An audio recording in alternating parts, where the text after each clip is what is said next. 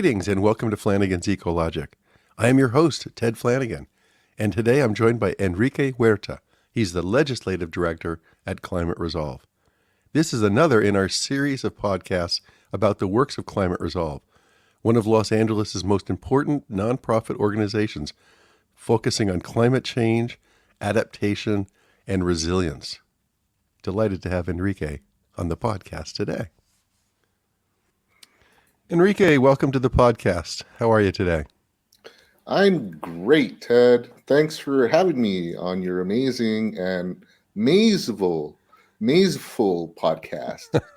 You've covered a lot of ground and are widening the conversation and nuance around environmentalism and climate change. So thank you for that. Well, thanks for saying so. It's been a pleasure to be interviewing people like yourself that are really doing a lot of inspiring things. Now, I already introduced you as the Legislative Director at Climate Resolve in Los Angeles. Are you in Los Angeles right now, or so many people are working remotely? How about you? Yeah, I'm sitting in my office here in downtown Los Angeles Arts District. We are at the Los Angeles Clean Tech Incubator, a really neat building that houses a lot of organizations and really smart people that are all trying to find their own solutions to this climate change problem. And if you've never been to the downtown Arts District, it's kind of a neat area in transition as well.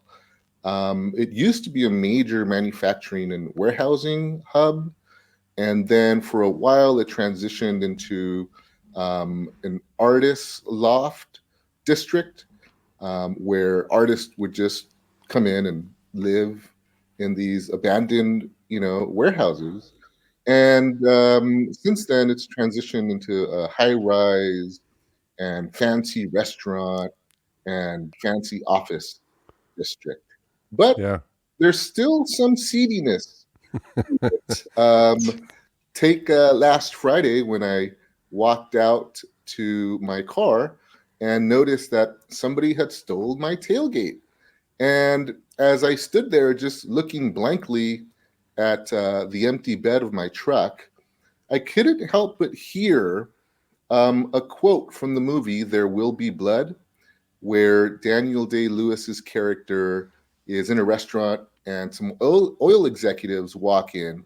And these were oil executives that at one point lowballed him on one of his wells. And he walks up and shoves it in their face that he had just done a deal with a rival oil company. And I remember him distinctly saying, "Don't you feel like a fool, Tifford?" And that's what rang in my mind as I stood there looking at my empty bed. But then I turned around and came back into my office and restarted doing the people's work. Oh my gosh. Well, I'm sorry about the tailgate. And Lacey is a fantastic facility and lots of inspiration there. So I'm jealous of you, or I think you're lucky to be there. What is in your work? What's happening this week? I know you're the Legislative Director, but what's your focus this week? Well, Ted, we ran a bill this year, AB 2684, and that made it through the legislative process, and it's currently on the governor's desk waiting to be signed. So I am optimistically hopeful that he will sign that bill before the end of the month, which is the deadline for him to do so. And the legislative team and I have been working diligently to advocate for him to do so. And that bill is one in a long series of extreme heat adaptation bills that we have run over the years. What that bill looks to do is open up an entirely new pot of funding for local communities to tap into money to adapt their communities to extreme heat. So it's called the Safety Element Extreme Heat Bill. I like to call it Cities Stop Leaving Money on the Table Bill, because it mandates that by 2028, when cities update their safety element to their general plan, they have to explicitly address their vulnerability to extreme heat. And by doing so, they align this very important local planning document with the state hazard mitigation plan. And that would increase their award eligibility to win pre-hazard mitigation funds from FEMA. Mm. And because the state is in such a dire budget deficit, we feel like this could really offset some of the budget cuts that have been made to important programs throughout the Right. state. Very interesting. So this week, or the past couple weeks in Southern California have been just insanely hot. It has been just the extreme heat that you're talking about. So it must have fueled your passion for the climate justice issues that Climate Resolve is working on. It really brought the issue home. I come from a community in Southeast Los Angeles where, if you look at some of the demographics, you quickly find out that this is a very vulnerable region to the county. We have something like 93% of the population that identifies as non-white. We have 2/3 of the residents falling into the low income category. We have health issues, like 33% of the population is obese.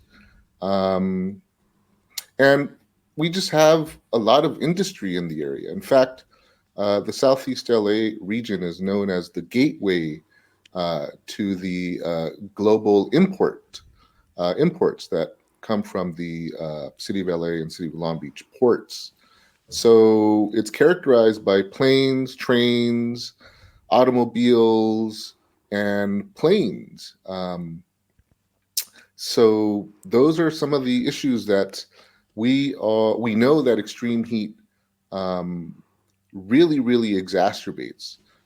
Communities that don't have enough shade, where they're overly exposed to UV rays, communities that suffer from legacy medical issues as a result, sometimes from this overexposure. And then we also have communities that, when they're hit with an expensive emergency room bill, they're the least able to bounce back from that economic impact. So, Southeast LA is the poster child of extreme heat vulnerability for the region. Right. And And if we had ample funds and you could wave your wand, you mentioned shading. I know that urban forestry, urban tree cover is an important part of your work. Just list what are some of the other ways that we can actually help a community cool. yeah, so urban tree canopy has been a very popular and historic method for communities to cool themselves. But because extreme heat, because the mercury is rising, we need to also widen the toolbox that's available to communities. And some of the tools that we are currently exploring and piloting has to do with cool pavements. These are pavements that are coated with a special kind of paint that comes in a variety of colors that blocks the sun from being absorbed by the various surfaces, and basically it reflects a certain kind of radiation that creates heat back into space. But we also have other tools that we have been working on, particularly community resilience centers, which are places that promote community cohesion, not just during times of disaster, but also during what we call blue sky days. Study after study indicates that people are able to withstand extreme heat disasters when they know their neighbors and they can rely on each other to take care of each other. So those are two other strategies that we are promoting. We're also promoting a lot more collaboration between not just community members on the ground, but with sectors that haven't traditionally been part of this extreme heat conversation. So I have um, organized several statewide organizations into what we call the ICE Heat Collaborative, the Integrated Climate Committee on Extreme Heat. And we have invited public health professionals, we have invited labor and worker protection organizations, and we've also invited industry that's involved with extreme heat adaptation innovations. How interesting. And really is the key. I mean, obviously, the part of the key is raising awareness about what to do about the extreme heat, and then a big part of the issue is how to fund these measures. You mentioned FEMA before. I take it there's FEMA, there's some federal monies, there's some state monies you said are limited. Are there other sources of funding that I'm not thinking about, or are corporations getting involved in private sector grants and donations and things like that as well? Yeah, we've been really targeting a lot of our efforts, engaging philanthropy and redirecting their gaze towards a people centered approach to climate change. There are several studies out there that will show bar graphs of where philanthropy has traditionally put their money. And when it comes to climate resilience, it's less than 1% by far nationally. We've Hmm. been really lucky. We have a tremendous development team here at Climate Resolve who has made significant inroads with several philanthropic donors and funders. But we also advocated in 2022 for the state to establish a landmark grant program called the Extreme Heat and Community Resilience Program. And what that grant program looks to do is rather than funding one solution at a time, it's now looking to fund an integrated and comprehensive approach to combating extreme heat in neighborhoods, which I think could really go a long way to create really interesting partnerships moving forward. Partners that have traditionally worked in silos. This program could really bring them together in the future.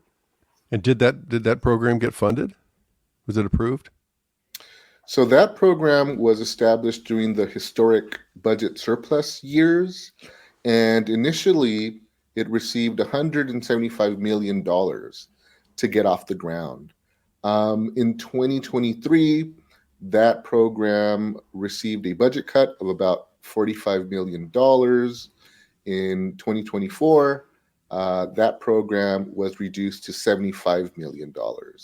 So we still have a significant amount of money that could really go a long way to prepare our communities through a variety of cooling strategies into the future.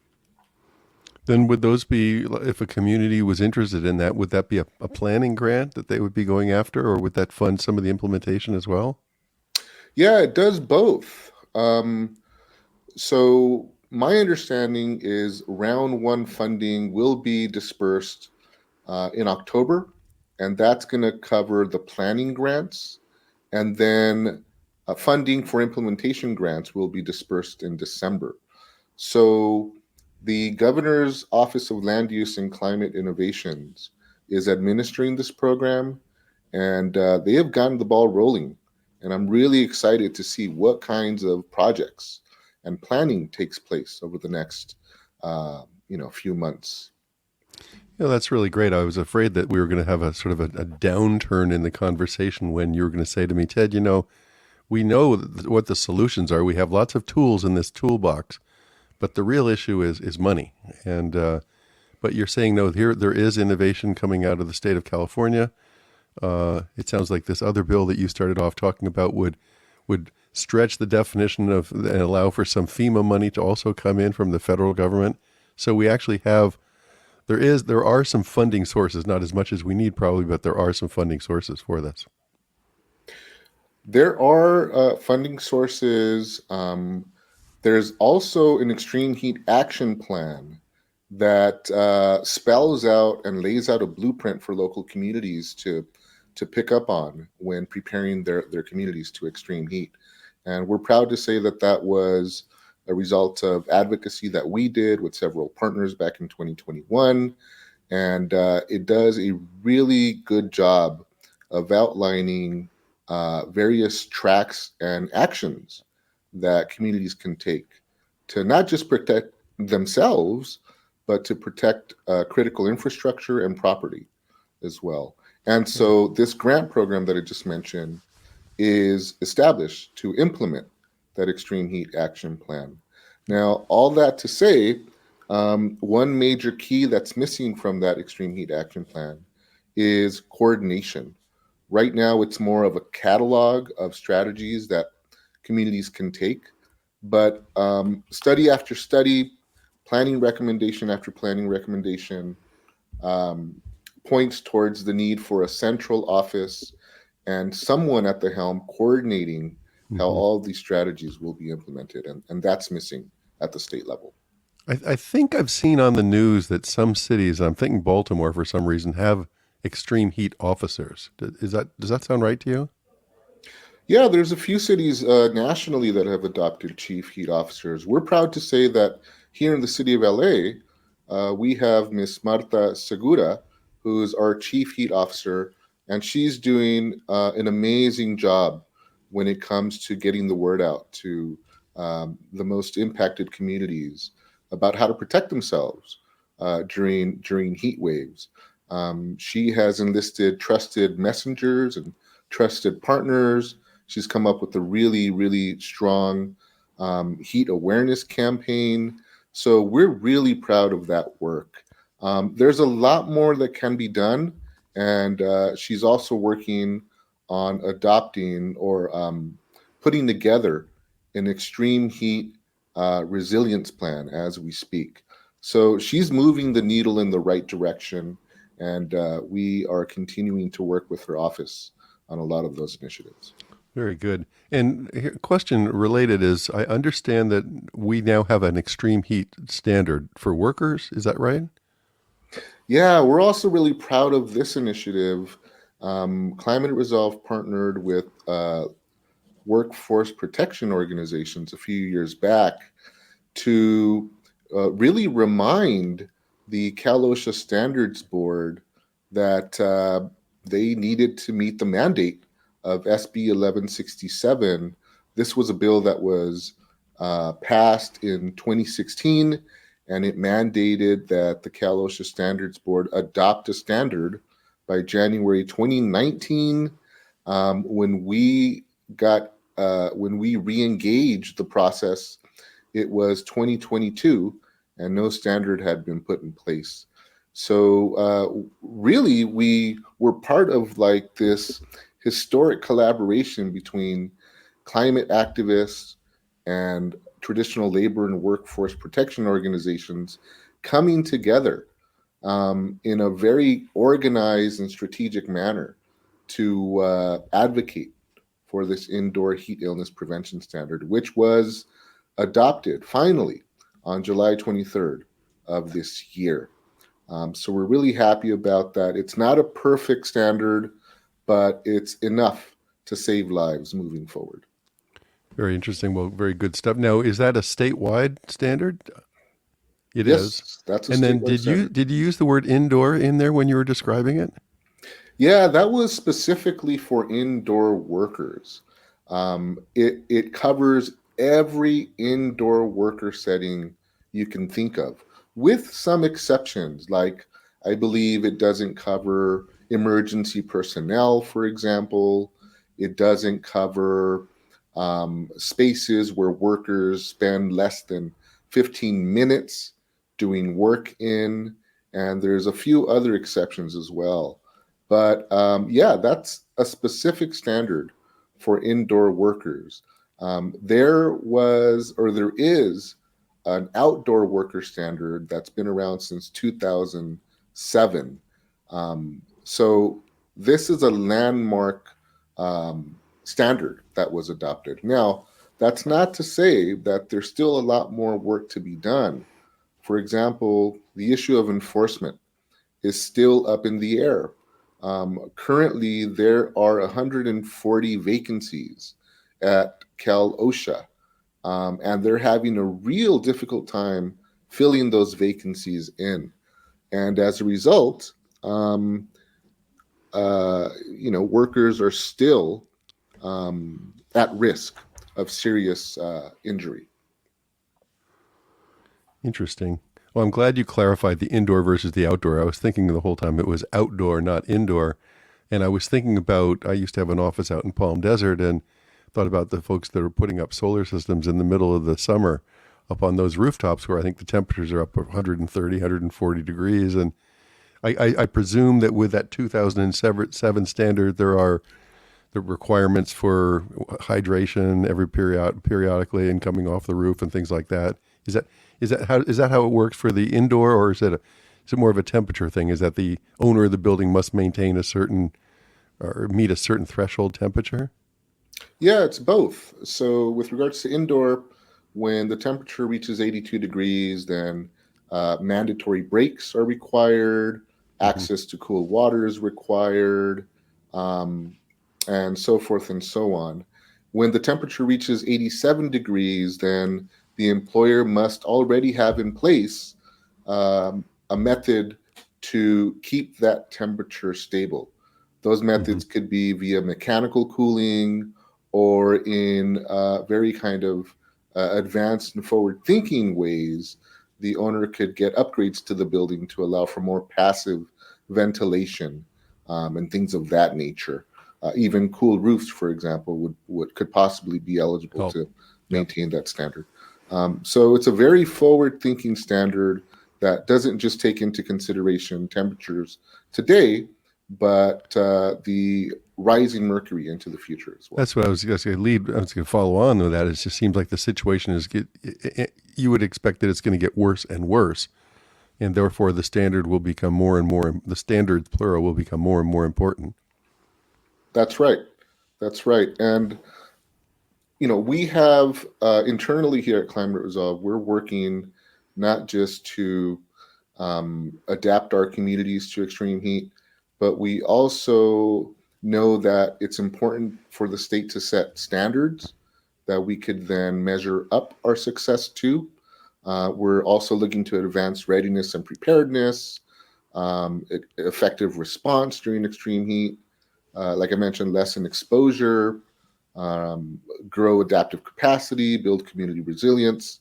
These are all things that we are trying to accomplish throughout the state. And this is a very recent conversation in the Hmm. climate change space, as in the past, climate change was defined by the need to conserve and preserve our natural lands.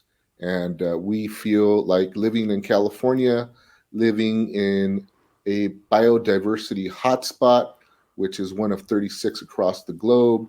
That's super important. But we also need to center people's health in this conversation.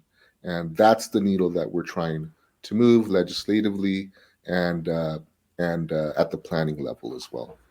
I salute your works, and like you were saying, the cohesion. You mentioned the cooling centers that might think some of us might think, oh, it's a place for people to go to get cool, but no, this is where you're building cohesion in a community. This is where you're building a certain set of societal.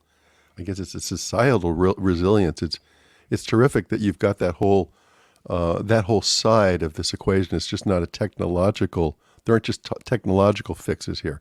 There's societal fixes that are equally important. Enrique, I wanted to ask you, with your job as legislative director, which sounds broad, perhaps too broad, how do you prioritize? Because obviously you've got city of LA stuff that you're within the city. You've got regional stuff. You've got county, state, national, even international legislation that is pertinent to your job and pertinent to Los Angelinos. How do you prioritize there?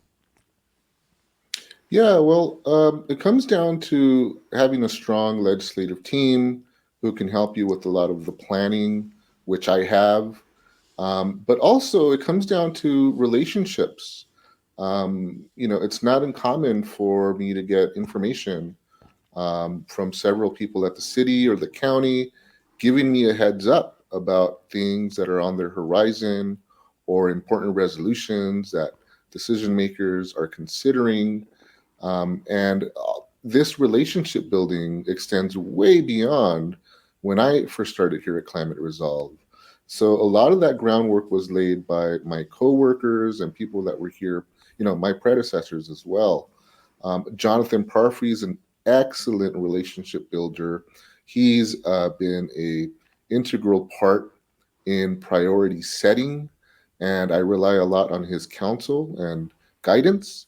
But ultimately, it's just being in the mix, getting to know people, understanding what they're working on, reaching out to partners in the environmental justice community to understand some of their priorities as well, and then trying to come up with some kind of integrated or cross sectoral priority that I can then bring all of these people with me to Sacramento when I'm Mm-hmm. knocking on doors or speaking to decision makers. I was thinking of the word coalitions. You're a master at building coalitions to move legislation, which is an art. And like you said, it's got a lot to do with networking, doesn't it? It really does. I don't know that I'm at the level of building a coalition.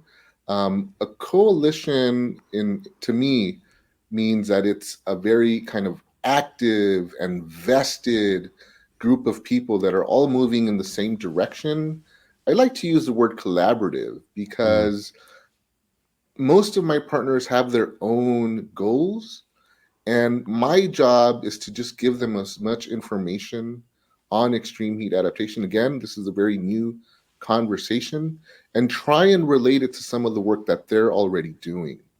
Um, and that's kind of been an effective strategy for me to at least keep them engaged. But that work continues to maybe one day make it into a very strong coalition. Mm-hmm. But baby steps at this point, Ted. Let me ask you just a few personal questions. How did you end up in this position? You were born and raised in Los Angeles, right? That's right. Born in East LA, raised in Southgate. And as a child, you must have seen the pollution of Los Angeles. You probably saw the best and the worst of Los Angeles, and at an early age became passionate about making a difference. Is that fair to say? That is extremely fair and on point. Absolutely. So and how did you get inspired? What was that inspiration? What triggered your action? That's a really good question. Growing up in Southgate, every single day when I walked out the door, I saw lots of cars. I saw lots of 18 wheelers. We were underneath the LAX flight path, so lots of planes, lots of helicopters. Anywhere in Southgate that you look, you're going to find a 300-foot electrical lattice that's just carrying electrons all over the place. Um, so I think that early on, I really got acquainted with the community. I walked everywhere because my mother never drove. So that really gave me a more intimate perspective on communities. Hmm. Um, and so when I went to college, I majored in urban and regional planning. I got an internship with the city of Southgate and worked there for a long time as a city planner. But I also realized that the same pollution issues that were around prior to joining that office were still around 10 years later. And I felt like there was something missing. So I went back to school, enrolled at the Lyle Center for Regenerative Studies, got a Master's of Science degree in Regenerative Studies, and then emerged and did a little consulting. And then I became a community organizer, following the rich Chicano tradition of community organizers, because as you know, most, if not all, of the gains that we've made haven't come magically from government. We've had to advocate and fight for them. And so that's what I did. I became an organizer, an educator, and an agitator to create green space out of vacant lots all over LA, including Watts, South LA, and Southeast LA. And I Talk did that about for that. several years. Talk Go ahead. about that. I saw that you were with an organization called From Lot to Spot, but I presume that that was doing just what you mentioned, the creating green spaces. That's right. We were identifying vacant lots and working with the property owners to create much needed green space throughout LA County. And doing that community organizing work um, really, really opened my eyes to the resilience that lots of impoverished communities have. And it also um, made me realize that a lot of this advocacy on the work is women led. And we're talking about women sometimes who were elderly. We're talking women who were responsible for their home and for caregiving, for caregiving to their children and to their elderly folks, and even some of their elderly neighbors. And so you talk about community cohesion, that's already in place in a lot of these communities, and we could really learn a lot from going into these communities and becoming part of that fabric. And I think that many times in state and local planning, this gender inequality is oftentimes missed.